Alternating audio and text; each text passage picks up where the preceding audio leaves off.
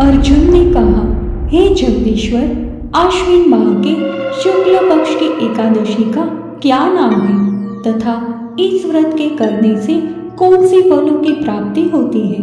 कृपया ये सब विधान पूर्वक कहिए। भगवान श्री कृष्ण ने कहा, हे कुंती नंदन, आश्विन माह के शुक्ल पक्ष की एकादशी का नाम पापांकुशा एकादशी है। इसका व्रत करने से सभी पाप नष्ट हो जाते हैं तथा व्रत करने वाला अक्षय पुण्य का भागी होता है। इस एकादशी के दिन इच्छित फल की प्राप्ति के लिए भगवान विष्णु का पूजन करना चाहिए। इस पूजन के द्वारा मनुष्य को स्वर्गलोक की प्राप्ति होती है।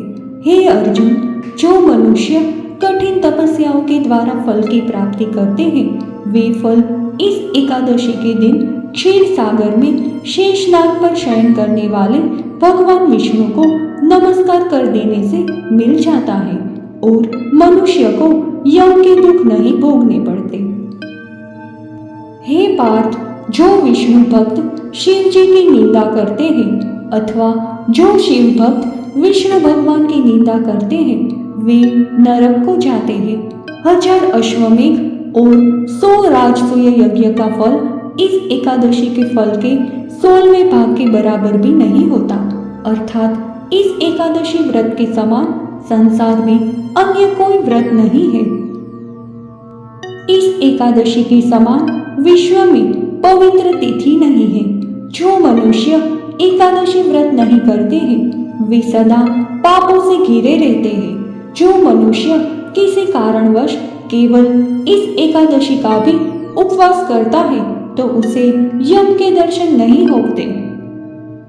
इस एकादशी के व्रत को करने से मनुष्य को निरोगी काया तथा सुंदर नारी और धन धान्य की प्राप्ति होती है और अंत में वे स्वर्ग को जाता है।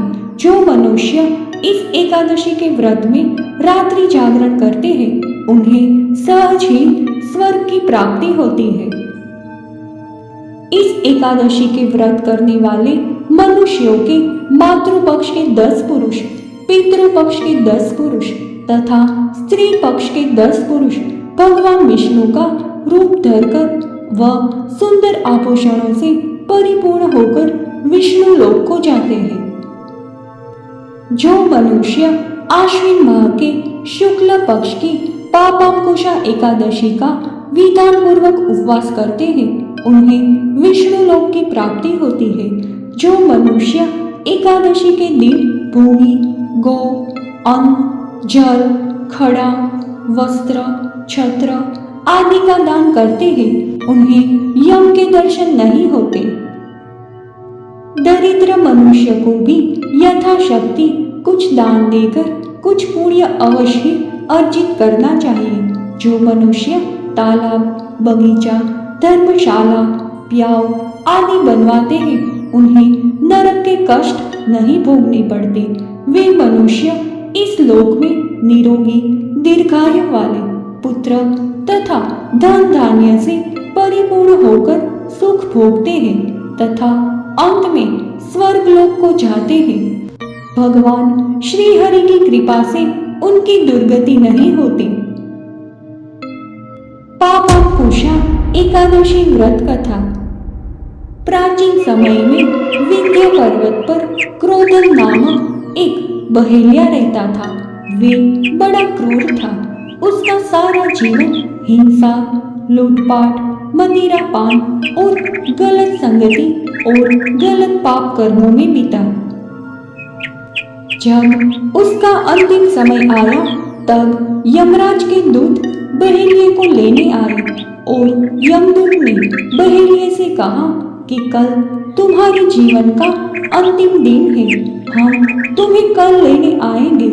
ये बात सुनकर बहेलिया बहुत भयभीत हो गया और महर्षि अंगिरा के आश्रम में पहुंचा और महर्षि अंगिरा के चरणों में गिरकर प्रार्थना करने लगा, हे ऋषिवर, मैंने जीवन भर बुरे कर्म ही किए हैं।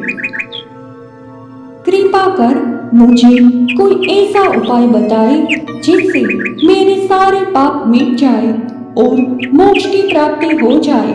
उसके निवेदन पर महर्षि अंगिरा ने उसे आश्विन शुक्ल की पापांकुशा एकादशी का विधि पूर्वक व्रत करने को कहा।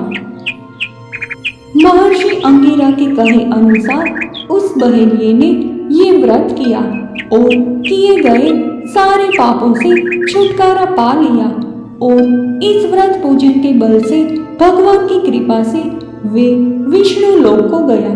जब यमराज के यमदूत ने इस चमत्कार को देखा तो वे बहेलिये को बिना लिए ही यमलोक वापस लौट गए। इस कथा का सार ये है कि मनुष्य को पापों से बचने का दृढ़ संकल्प करना चाहिए। यूं तो भगवान विष्णु का ध्यान स्मरण किसी भी रूप में सुखदायक और पाप नाशक है, परंतु एकादशी के दिन प्रभु का स्मरण कीर्तन सभी कलेशों और पापों का शमन कर देता है। जय श्री हरि।